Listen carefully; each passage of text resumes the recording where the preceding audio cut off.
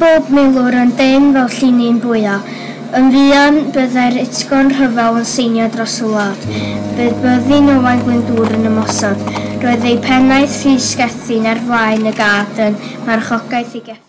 Yn sicr roedd Owain Glyndŵr yn dywysog arbennig yn arwain y Cymru yn y rhyfel erchyll yn erbyn y Saeson.